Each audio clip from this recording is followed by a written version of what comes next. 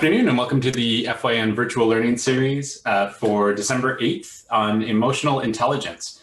So hopefully you're all in the right place. Bienvenue à la série d'apprentissage virtuel du réseau des jeunes fonctionnaires fédéraux pour décembre le 8. Et puis on est ici avec Jody Leblanc. So today we have Jody Leblanc joining us, who will share her expertise around this topic of emotional intelligence, or also known as EQI. So I'll start by acknowledging that the land on which I am joining you from today is the traditional unceded territory of the Algonquin Anishinaabe people. The Algonquin peoples have lived on this land since time immemorial. We are grateful to have the opportunity to be present in this territory. And I'd encourage you to take a moment to reflect on the traditional territory that you're on, wherever that is across Canada. And Marcella, if you can be so kind as to share the link of how to identify which traditional territory you are on, no matter where you are in Canada, that would be amazing. So as we move through today's session, please share your comments and questions using either the chat space or by using the Q&A button in the language of your choice. Our preference is if you can put questions in the Q&A and share comments in the chat. That will keep our session moving smoothly. Alors, s'il vous plaît, utilisez la fonction questions et réponses si vous avez une question pour Jody, et puis on va la poser dans la langue de votre choix.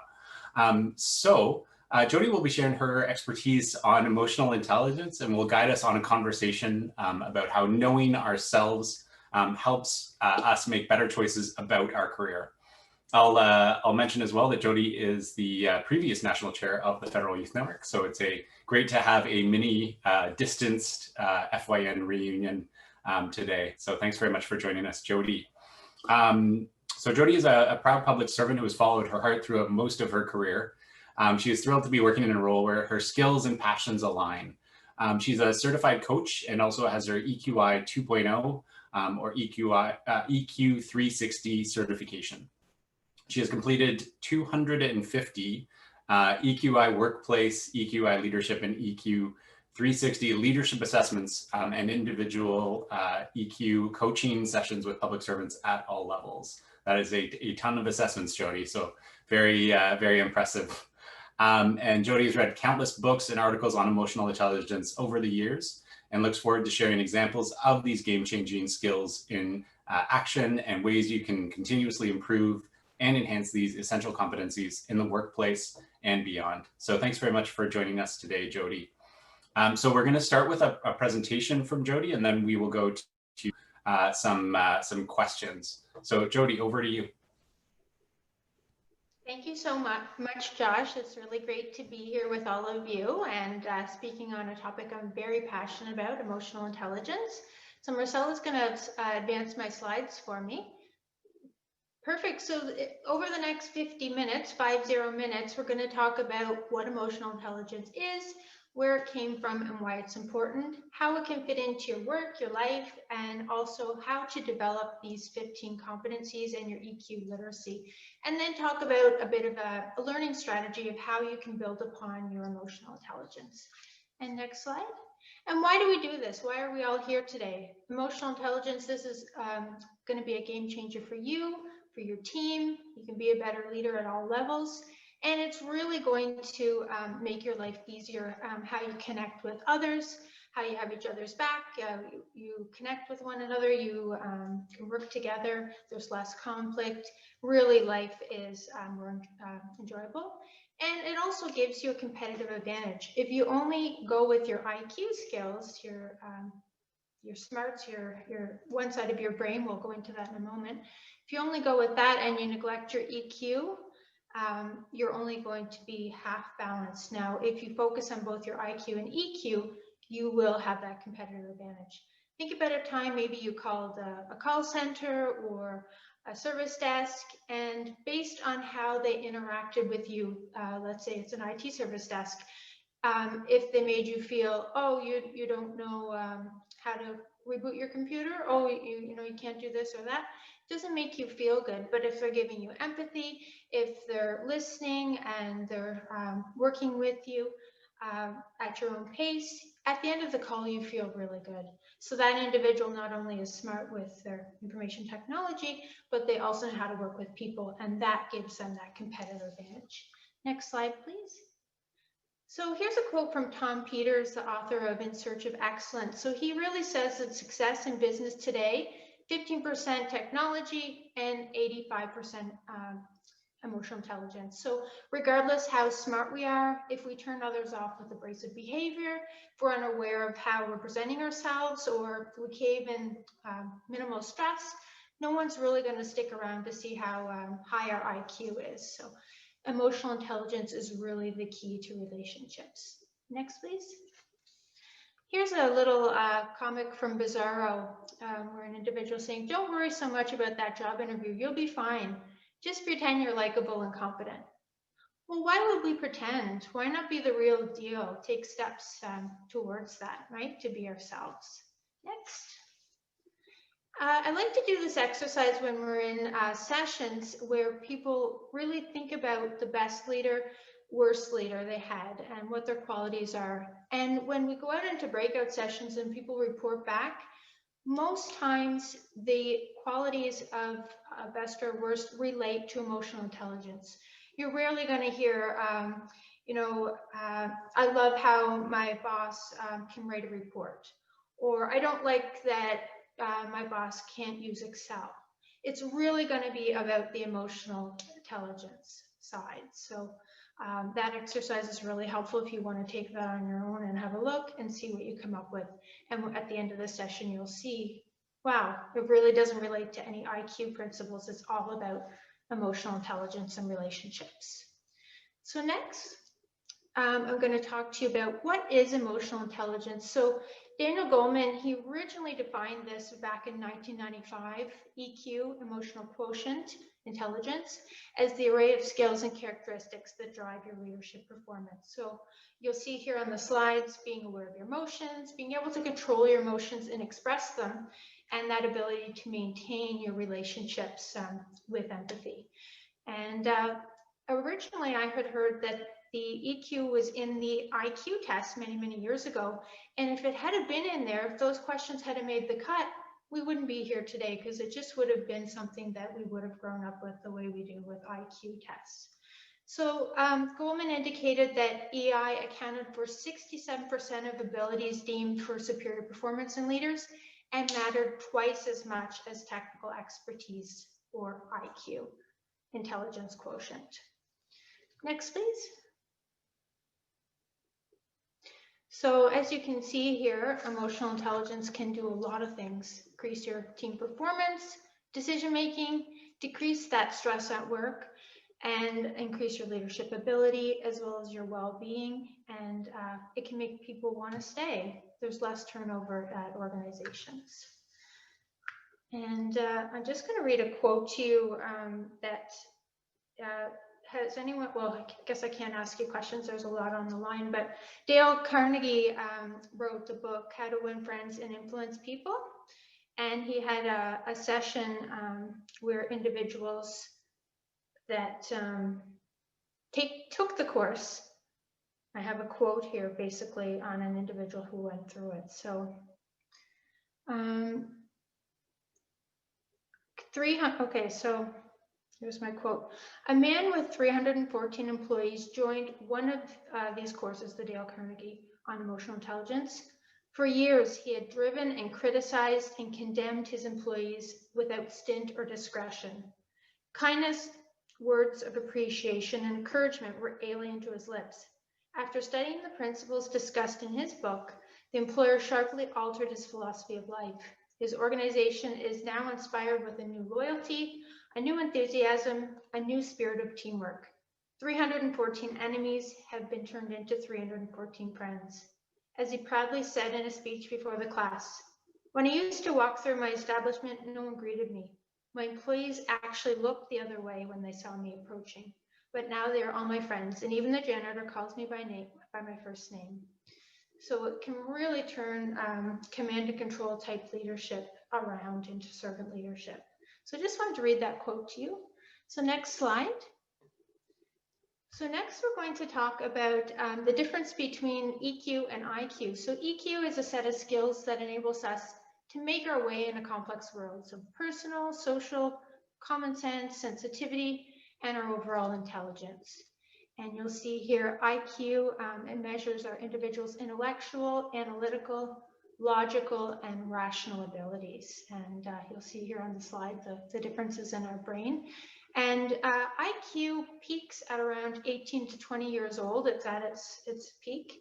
And we can continue to learn more technical things, but as we get older, it gets harder and harder. It's like learning a new language. When you do it later in life, it's harder and harder than if you had started earlier on.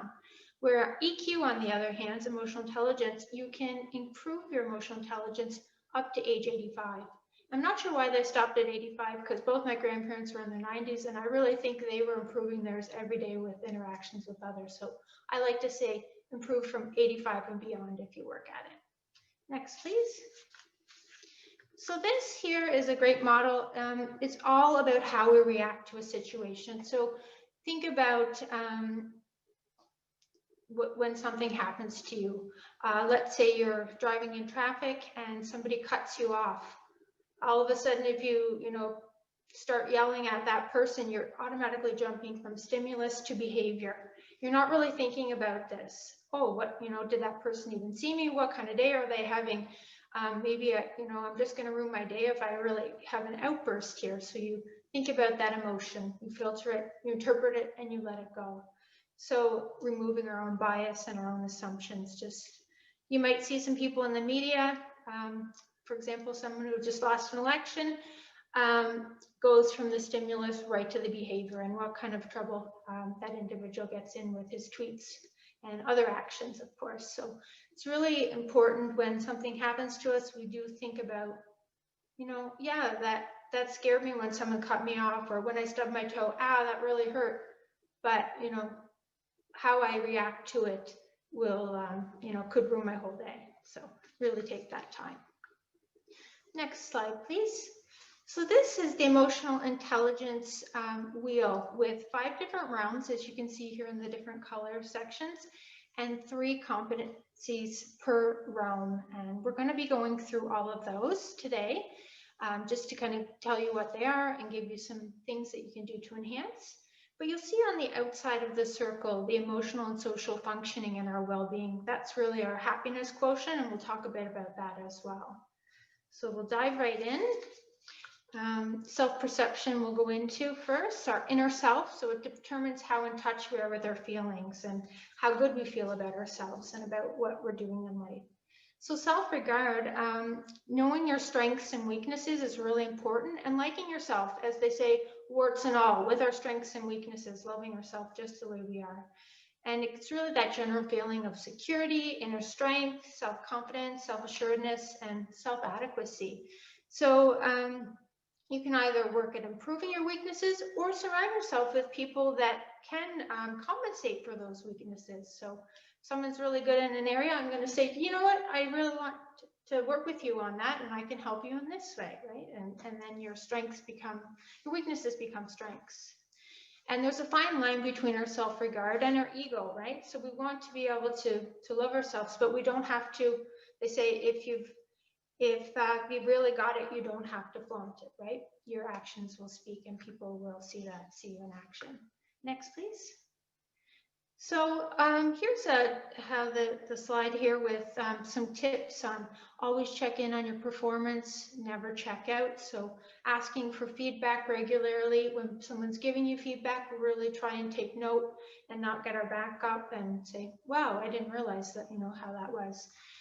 If you're receiving positive feedback, celebrate it, and find individuals that can give you a great source of feedback throughout.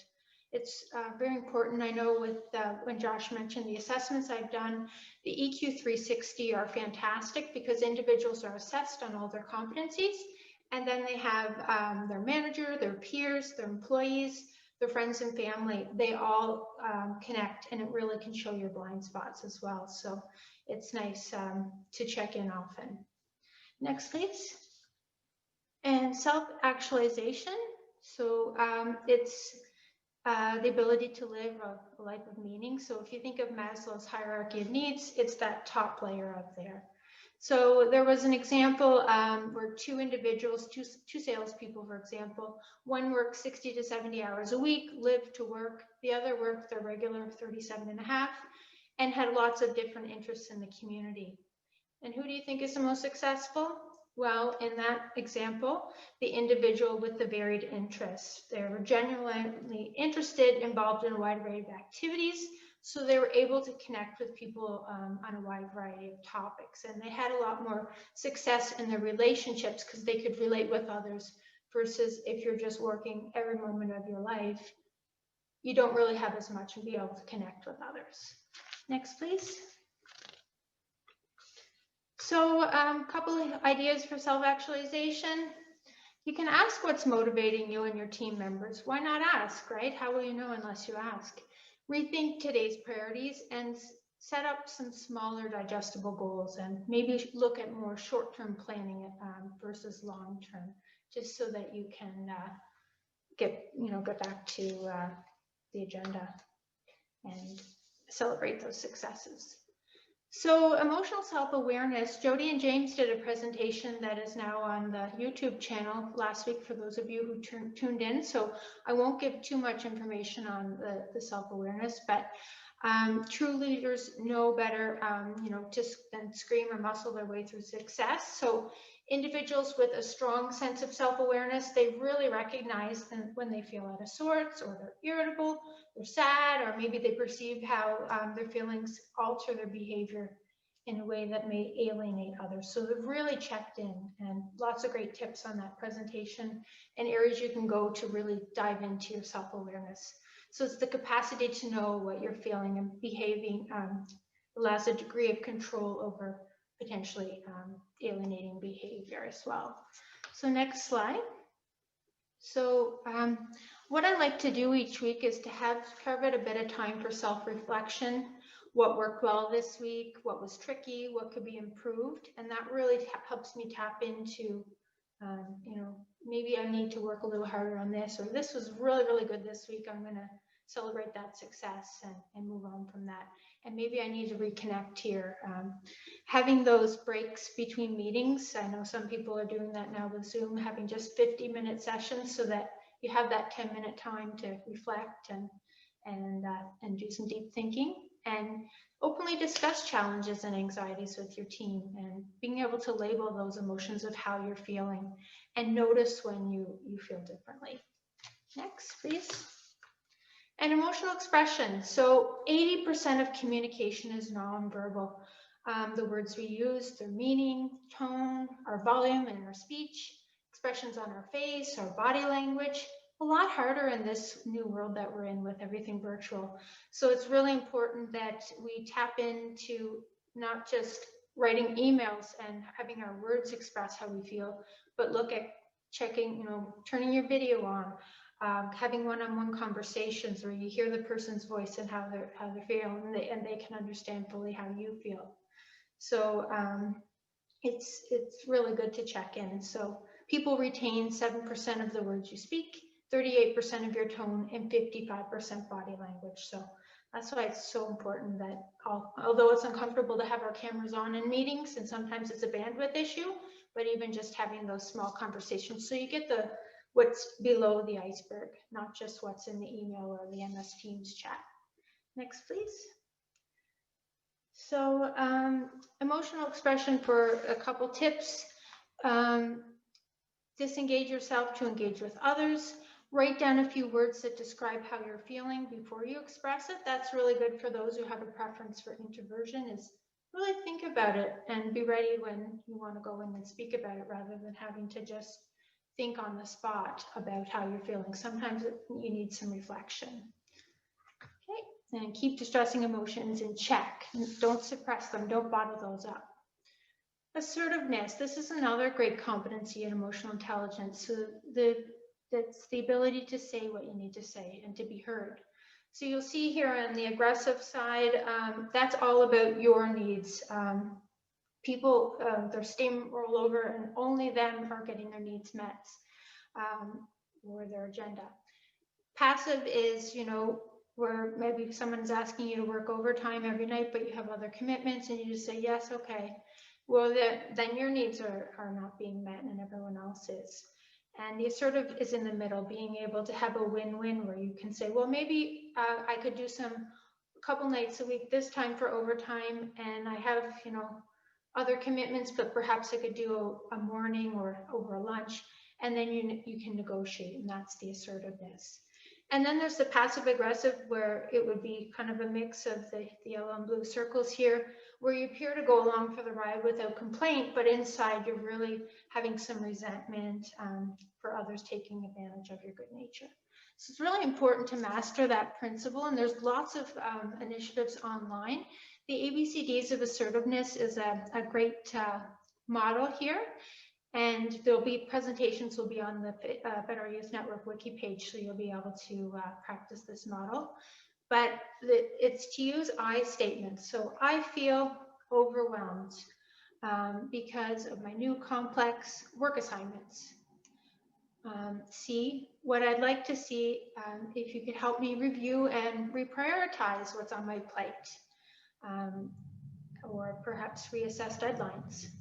And then ask the individual, well, how do you feel about that? And then the dialogue. And then you could work it out. And they're like, wow, I didn't realize you had so much on your plate. Maybe we should put a couple of these on the back burner and change the due date here. And then at the end, you're like, wow, why didn't I do that sooner? And I really was able to, you know, rather than working an extra 30 hours a week to try and get them done when people don't maybe realize that you had that much on your plate. So it's really great to use that model in advance of a conversation, because if you get in there without any prep, all of a sudden you could be playing the blame game and saying, well, you should have known better. Why did you give me all of these files? And that person has none. And then all of a sudden energy escalates and you might not get the outcome you were looking for. Next, please. So here, as I mentioned, use the I statements. Encourage those respectful, open conversations. Really check in often, and you know, if you notice people's body language is different, or if their tone or their emails even, really say, hey, let's talk. What's happening? Test drive those tough conversations with a trusted friend or colleague if you do need to go in and be assertive, and maybe you're not used to going in and having some tough conversations. Really great to have a practice. And next one is independence.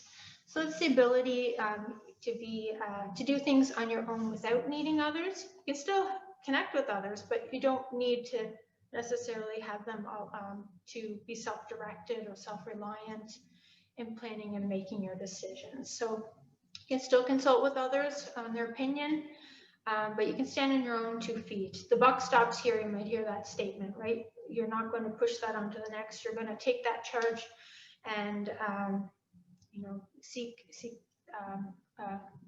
resolution to that. So you're able to do that. And the next one here, create space for others to shine. Post-mortem a recent decision that you made. What can you learn for that next time? Like, reflection is really key. And maybe you're not feeling confident to make a big decision that you have to do. Maybe you want to start smaller, bite off a piece of that pie and just do a small segment to test that before you go and make a huge decision. So it's very important to competency to have an emotional intelligence. The next slide is interpersonal relationships. So these are known as people skills. These are ones that people probably hear most when they hear emotional intelligence. Being able to understand, interact with, and relate well with others in a variety of different situations. So you're able to establish mutually satisfying relationships, and it's that give and take in relationships and being sensitive towards others. It's very important to make those connections with people, and even remembering things about them, demonstrating how much they mean to you and your team, and maybe even listening more than we speak, and listen deeply, not just listen to respond. So it means a lot to people. Set up frequent 15-minute chats or check-ins, talk about different stories of imperfection and be transparent, And laugh. We don't laugh enough in these times, and it really helps to relieve stress. And, you know, it's that social glue of our connections with our teams. And the next slide is from a quote from Dale Carnegie. And if you haven't read How to Win Friends and Influence People, I know it's been around a really, really long time, but Karen Ellis, the former Associate Deputy Minister of Veterans Affairs, recommends leaders and aspiring leaders read that once a year. It's golden. It should have been taught in schools. And when I did emotional intelligence training sessions across the country, I asked every participant if they ever learned emotional intelligence in school. And only 2 people had ever even been exposed to emotional intelligence. And that was one through the RCMP, through a police course, and the other was took a Dale Carnegie course, and none of the others. Imagine if they taught this to children. I know they do social emotional learning out in Vancouver or British Columbia, but I hope it does get into the school systems. So when dealing with people, remember that you're not dealing with creatures of logic, but with creatures of emotion. So important. Next, please. So it's very important to learn conflict resolution. Leaders, must know how to resolve conflict between their team members, clients or managers and colleagues. So very important. Improving your communication skills. Leaders who have great social skills are also good at managing change and resolving conflicts. And as Jody and James mentioned, consider Myers-Briggs, DISC, Insights, the various psychometrics, really to consider personality differences and the impact we have at work and how we can adapt and connect with others. And learn how to appreciate others. As a leader, you can inspire that loyalty with your team by simply giving them appreciation when it's earned. So when I say leaders, even if you're not leading a team right now, in the future, or leader at all levels, we need to practice these things with our peers and even our friends and family. And empathy. Empathy is so important. It's that ability to be aware of and understand and appreciate the feelings of others. Really tuning in to what and how and why people think the way they do. Being able to emotionally read people. Maybe you're like, they're not quite themselves today. What's going on? Empathy is simply a skill that allows you to see and experience the world from another's perspective. So next slide. Brene Brown has a great video on sympathy versus empathy, and it's just so powerful. It's a cartoon short that they have. You can Google it on YouTube and have a look at it, and she explains it really well. So some steps to empathy. Notice, as I said, when people aren't themselves, or maybe they're saying something, I wonder why they said that. They don't usually do that or that. Something's not right here. So notice that, wonder what's happening there. So acknowledge. You might say, looks like something might be bothering you. So would you like to talk about it? And if they say no, well, just say, well, I'm here for you. If you want to connect, maybe give it a couple days, you can reconnect. But if they say, yeah, you know what, I was out on a job site and they kicked me off site when I was doing an inspection and really, really upset me. Maybe they just need to get it off their chest. So demonstrate compassion. Wow, that must be really difficult. Thanks for telling me, or whatever the situation is. And sometimes them they just need to get it off their chest, really, to start dealing with it. So that's important. Could be any situation, and asking them, how can I help? Or would it be helpful if I did this? Maybe it's their workload is very high. Maybe it's something that's happening at home and they just need an individual to connect with, their trusted colleague. So a couple things not to say on the next slide. I know how you feel. Now you can say that, but if somebody opens up to you about something that's happening that they're upset about, or that they're, wanting to connect with, if you say, I know how you feel, and then you go and explain to them everything that happened to you and the exact same thing, all of a sudden you're downgrading what they just told you and taking the emphasis off them. It's okay to say a little bit later, I do know how you feel, and you're not alone. A couple other things, saying it'll be okay, there, don't cry, cheer up. You'll have to put that aside for now. Come on, be brave. Don't feel that way. Those kinds of things, you're not letting them experience the emotion. And sometimes we need to experience that sadness or despair in order to feel ourselves again, right? You can't just say, cheer up, keep a stiff upper lip. When we put the word at least, and you'll see in the Brene Brown video if you watch it, it's basically, you know, taking emphasis completely. Well, at least other things are going well. Well, you're trying to cheer them up with a silver lining, but it's not always the right thing. And I like the last one. The same thing happened to me once. It's all about timing when you say it. If you're going to say it immediately, and then, like I said, in number one, I know how you feel, and then you're going to tell them exactly what happened to you, you're taking all of that emphasis off of them being open with you and connecting. So it's all about timing on that one. But I do feel when I open up to people, if they do tell me a story of how it did happen to them after they've connected with me, then it does make me feel better. There is in the Brene Brown video one quote that I really like. I don't even know what to say right now, but I'm glad that you told me. And that's sometimes all people want. I once had a leader that I brought something up to them and opened up about it. And they said, you know, halfway through what you were telling me, I thought of this, this, and this you could do to fix that. And I'm like, no, I don't want you to fix my issue. I have it handled. I just needed you to know.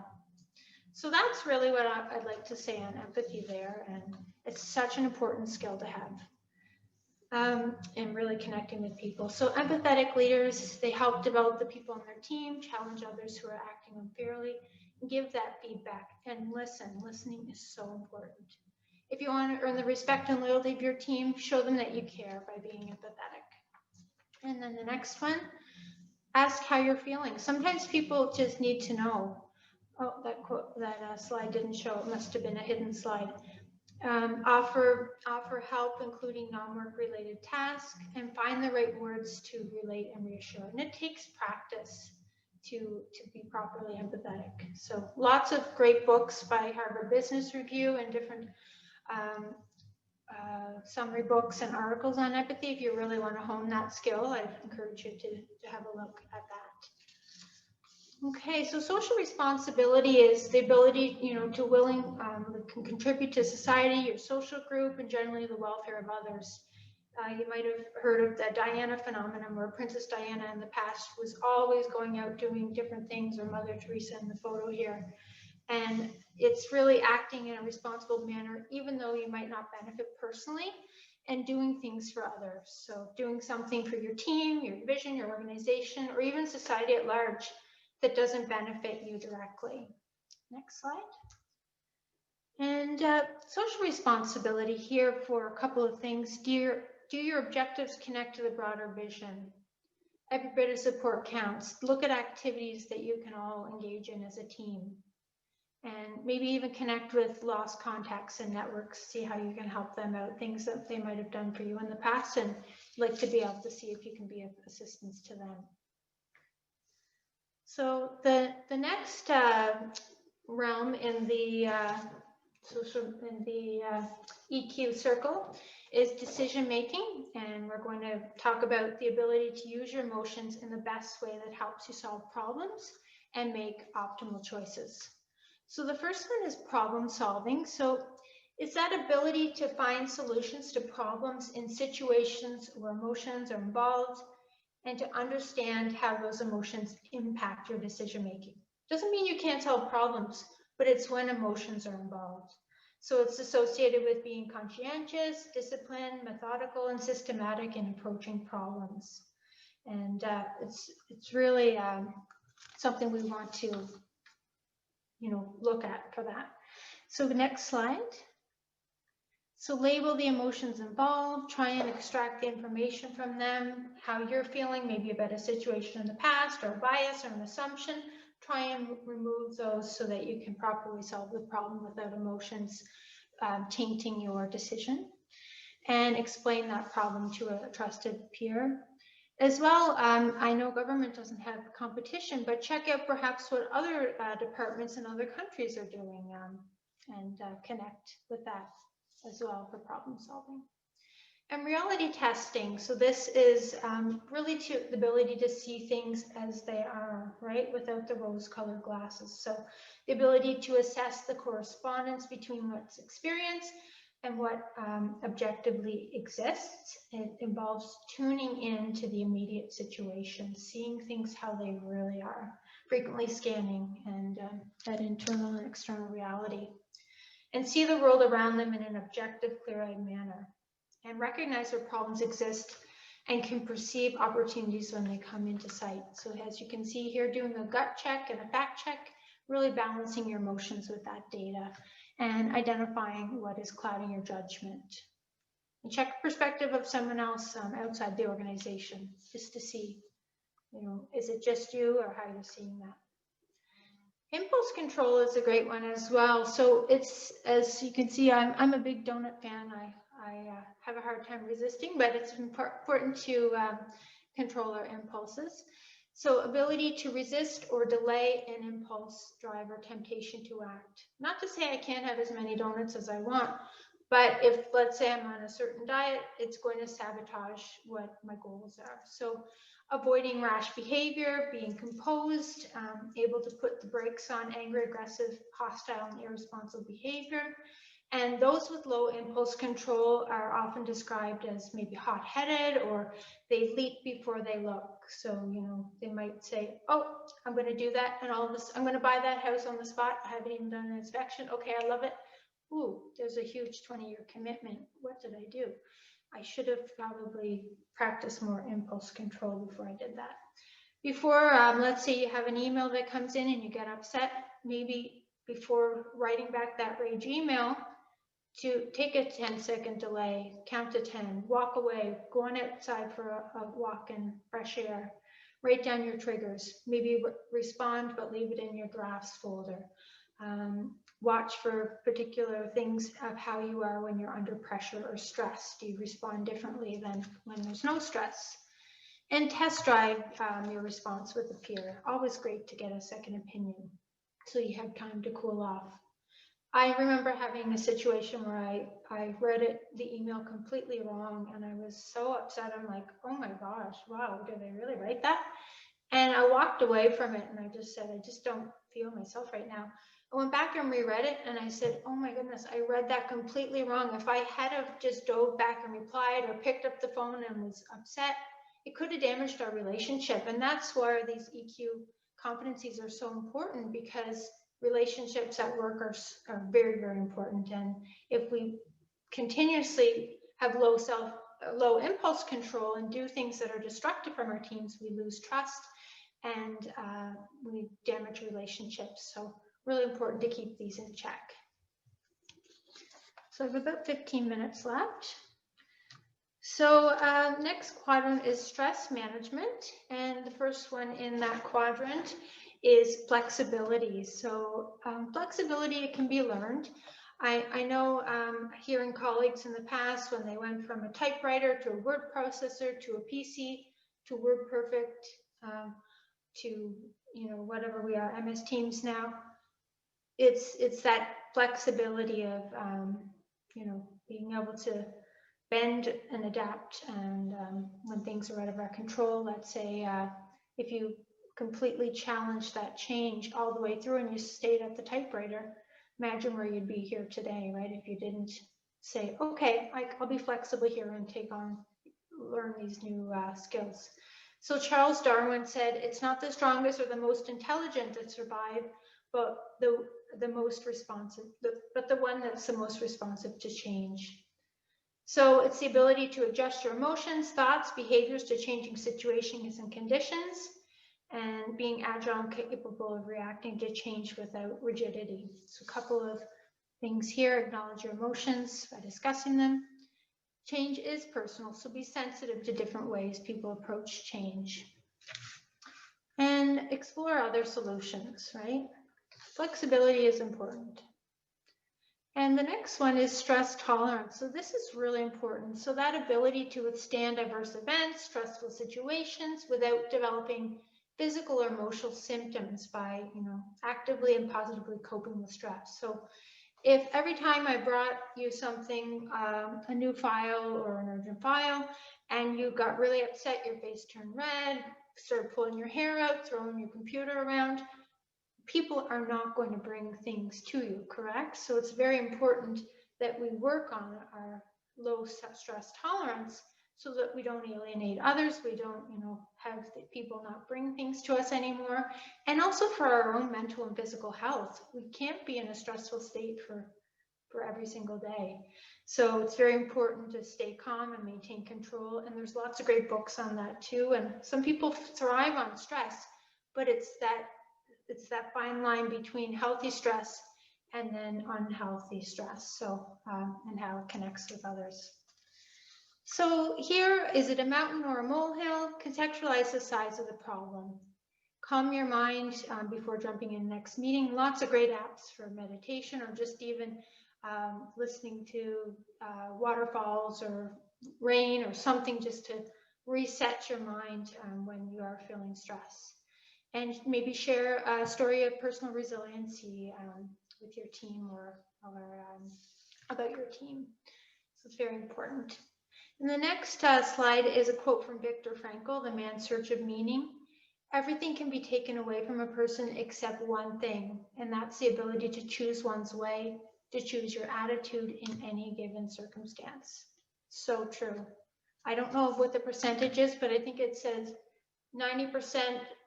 10%, when something happens to us, it's 10% what the issue is and 90% how we react. I might have the numbers wrong there, but I know it's really about our attitude and how we react. And the next one is Optimism. Some great books by Sean Aker on optimism and some YouTube videos. It's the ability to look at the brighter side of life and maintain a positive attitude even in the face of adversity, remaining hopeful and resilient despite setbacks, and it's an inner resource. So it's the ability to believe that, things may be rough right now, but with, some renewed effort, they're going to improve, and failure and success are really the degree of state of mind. So I have a quote just on my phone here that I'm going to read from Simon Sinek. I tweeted it back in April, but I really loved how he described optimism. Optimism helps. It's different from positivity. It's not naive. Optimism accepts the truth of reality, looks forward to a brighter future, and is the foundation of hope. Hope keeps us moving forward. There's a light at the end of this tunnel, and we will get there together. So I find that's a beautiful way to describe optimism, because optimism sometimes gets a bad name. It's not about being positive all the time. It's like, yeah, things really aren't so great right now, but I can see that they are going to get better if we do this and this and this, rather than sitting in that dark hole and saying, we're going to just stay here forever, right? So the next slide, encourage the blue sky thinking, brainstorm opportunities together on how we can make things better. Optimism can be learned. It's not, I know Sean Aker had said that if you say what you're grateful for 3 different things a day for 30 days, he did that with an accounting firm. And they had to be specific. It couldn't just be friends, family, and health. It had to be 3 different things that happened that day. Within 30 days, those with the lowest level pessimism have moved up to the lowest level optimism. So it can be trained through gratitude and different mechanisms and learned. So it's looking for the good in everything. It is out there. So that's optimism. And the well-being, happiness, as I mentioned in the wheel here, which you'll have a copy on the website, but the emotional social functioning or the well-being. So based on your emotional intelligence, if you do an assessment, you will see a well-being, and it's how well you're doing in a lot of these different competencies completely will affect your well-being and happiness. And optimism is one of those. If you work on your optimism, your interpersonal relationships, and let's see, empathy and flexibility. Other ones, if you move those up, your well-being and happiness will automatically go up as well. So the attitude of gratitude, write down those things that you're grateful for and see in 30 days, do I feel different? And complaints and gratitude line up. A lot of times we will see lineups like this, let's say at an airport. And there's a great book called The EQ Edge, which I have here in my hands, that talked about an incident at an airport where an individual thought they would strong arm their way into getting their flights rebooked after a big storm. And they were so terrible and complaining and just the worst service, the worst treatment to these service people. And they thought, if I'm really angry, I'm going to get what I want. I'll strong arm them. And unfortunately, they didn't. And the next person in line showed empathy and was like, wow, you have such a big lineup here. You must be so tired and exhausted. Really sorry you have to go through this. And the person was like, what? How, this is very strange that they're showing empathy to me. And that individual got everything handed to them on a silver platter. And I said, this seems too good to be true. So the next time that it happened to me at an airport where my flight was canceled and a few things had happened, I said, I'm going to try it. And the person in front of me happened to be very angry. And when I got up, the woman had tears in her eyes. And I really showed empathy to her. And she just started to cry. But she was just like, thank you so much for understanding. And she ended up rebooking me on a flight, but giving me a night in the hotel for the evening, giving me the little Air Canada toiletry bag, getting my bag for me, and she brought a manager over. She just, my coworker was with me, said, I cannot believe this. It's like you have a horseshoe tied to you. Like, what is going on here? So I really did what was in the book, and it really worked. And people are not used to getting gratitude when they're stressed. And yeah, I was really stressed. I wanted to get home with my family, but it's not her fault. Why would I have taken it out on the agent, right? So try some of these things. This book has some great examples on how you can use the various ones, the various competencies, and where to from here. So consider how you'd like to improve your emotional intelligence. Maybe there's some competencies there that you're like, yeah, I'm really strong in that. Others that you might say, I haven't really thought about that. How maybe I want to keep an eye on those and ask people about when I'm using them and being more mindful. Consider completing an EQI 2.0 assessment. There's all kinds of our Government of Canada colleagues that have their certification and could do that for you. And we can do it for a much lower price than if you were to go to private sector. Like there is a cost for us to go through the system to get the actual assessment and to get it assessed, but very minimal, something like 10%, 110% higher. I'll just give you the figures. $60 to do an EQI 2.0 assessment is my cost if I go through the system, and same with all your colleagues. Out in private sector, I've seen it for $1,100. So really, really great to go through that. Obtain some resources related to learning more about EQ. There's all kinds of books out there. Contact me. I've got all kinds of different things I could talk to you about. Google it. There's tons of articles out there. Another great book, this is an old one, Daniel Goleman, Working with Emotional Intelligence. Another excellent book, The EQ Leader. Love this one as well. And even just reading some articles or book summaries just to, spend a bit of time. And use those ideas to make your communication and relationships better. And not just about your personal or your workplace, but this can impact people you meet at a grocery store or just outside, walking for the bus, whatever it may be, with your family, with your friends, with your whole life. You'll just automatically feel better. Develop self-awareness with practices like mindfulness, reflection, journaling, and coaching and meditation. Pick one. If you haven't done any of them, pick one and try it for a couple of weeks and see if it makes a difference for you. And people will notice. If you do like the quote I had read in the beginning, when the manager had completely changed his mindset 180 degrees, people noticed within a couple of months. And choose to be part of the solution. Focus on your competencies and practice in the workplace. and ask for feedback on specific EQ competencies.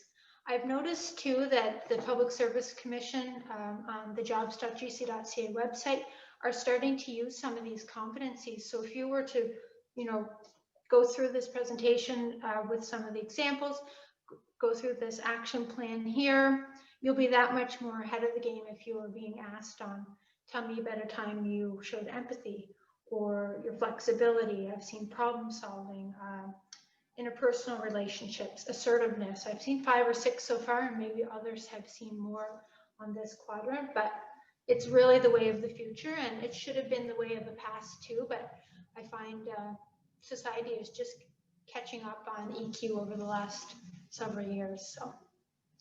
So last step here, our last slide. EQ isn't something you develop once and then drop it. It's a lifetime practice, and it's possible to keep improving, as I mentioned, throughout your whole life, up to 80, 85 and beyond. So that's it for me.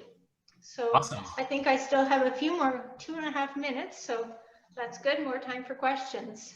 Awesome. Yeah, so we have some questions in the chat. Et je vais juste mentionner que c'est un grand plaisir de faire à partir de cette séance et puis d'avoir votre connaissance et votre expérience sur l'intelligence émotionnelle. So it's a huge pleasure to get your kind of experience and your thoughts around emotional intelligence. I think some of the questions we had in chat are around, can you sort of lay out all the books that you mentioned, because you mentioned a ton, and we will provide all of that after the session. To start with, so there was a question in the chat that is, I feel embarrassed that I don't already know these skills. I want to be a better friend, partner, family member, and I want to improve my social interactions. I often find that my emotions are hard to calm in the moment. What would you suggest for having humility and moving past it? We're starting with hard-hitting questions here, Jody. Yeah, it's a really great question. I'd strongly encourage you to do one of the emotional intelligence assessments if you can. I know with the psychometrics that were mentioned before, it's all about preferences. You're perfect the way you are, if you're blue or green or whatever it may be. But with emotional intelligence, when you do your assessment, you're giving your honest opinion, and it shows you where your strengths are, where your weaknesses are, and where your areas of improvement are. I'd start small, maybe look at one of those competencies. Can the question be put back on the screen again? Oh, yeah. Just wanted to get to the end of it. Where did it go? Okay. Maybe just read that last bit. Yeah, so what would you suggest for having humility and moving past it? Humility and moving past it. So moving past, I guess, emotions that are hard to calm in the moment. Hard to calm in the moment. Well, I think if there's things that you've done in the past, well, we can't change the past. So if it tainted a relationship or, strained on a relationship, you might want to meet with them and say, I'm doing some new practices here that I'm going to be able to help in the moment, keeping my, my timer's going off here, keeping my, what would you call it? My impulse control or my stress tolerance in check, and I'm going to move forward on this, and I need you to keep me in check, have kind of an accountability buddy to help you work on that. But it's like, how do you eat an elephant? One bite at a time? Well, just start small. Don't go and change your life full circle. You want to be able to just do small changes each week and try and evaluate it. What worked well? What was tricky? What could I have done differently? And move on from there. Do lots of reading, but really connecting with others and asking for that feedback is important. Yeah. I hope I answered your question. I didn't. It was on the screen and then it was gone. Oh, sorry. Yeah, no, great response. So the next question, can you talk about the distinction between optimism and toxic positivity, as well as positive reinforcement and love bombing? Wow, I like that love bombing sound. I've never heard that before. So the distinction between optimism. So as I mentioned with Simon Sinek's quote, It's not about, oh, everything's perfect, sunshine and roses. I got my rose-colored glasses on here and everything's so great.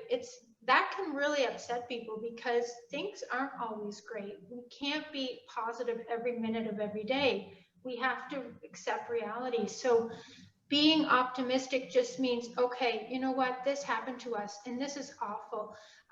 But we can't just, we have to have a bit of a grieving period. And yes, things aren't great here, but what can we do to get out of this hole? And how do we, what mechanisms can we do to do that? So I just find that it can get a bad name because optimism can be considered toxic positivity, as you said, but really it's not if it's done properly. So positive reinforcement and love bombing. So I'm not really sure what the love bombing is, but if it's a positive or not.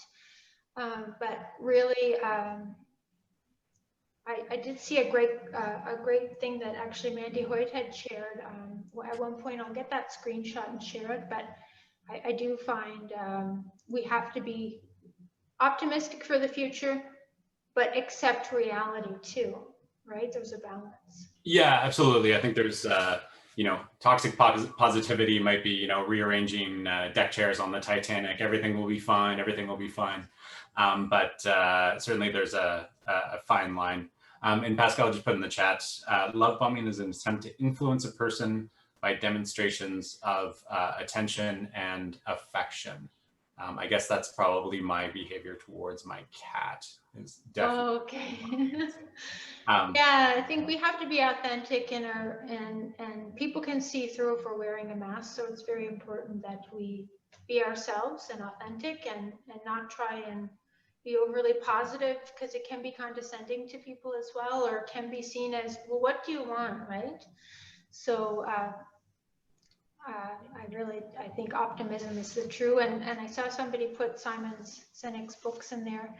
Even just read an article just on optimism. Sean Aker, as I mentioned, has a great talk that he's done on optimism and the happiness quotient. So I can put that in the link of resources as well. So yes, and I added his website in the chat as well. He's a great, fantastic author and talk speaker. So around tests. So one of the questions is, which test would you recommend to take? So last week we spoke about psychometrics, but in terms of EQI, do you have a go-to or some go-to test that kind of help to understand that better? Yeah, so through MHS, Multi-Health Systems, and that's where I did my certification in 2017. Jen McDougall has done hers, and there's quite a few others that in the public service that have completed it. And that one through MHS is 133 questions or statements, and you go through and assess yourself honestly and in the moment. And your EQ that day will affect, of course, what emotions you're feeling that day. So I wouldn't complete it when you're stressed or when things are not the way you would normally be. That's a good one. But I also think too, the other psychometrics, for example, Insights Discovery, DISC, Myers-Briggs Type Indicator, they can help us to adapt and connect, which does go very well with a lot of these competencies too. So they kind of go hand in hand. MHS does have another emotional intelligence assessment that they do, which I'm not very familiar with. I do recommend the EQI workplace for an employee, the EQI leadership for someone that is aspiring leader or is leading a team right now, and then the EQ 360 if you do want to put in your whole realm of contacts. Like I said, your director, your friends and family, your peers, colleagues, and then your employees. And then you get a full realm of, okay, I see my empathy is high here. Oops, but my direct reports don't see me as good empathy. Why aren't they connected? Why do I have blind spots there? So that's a great assessment.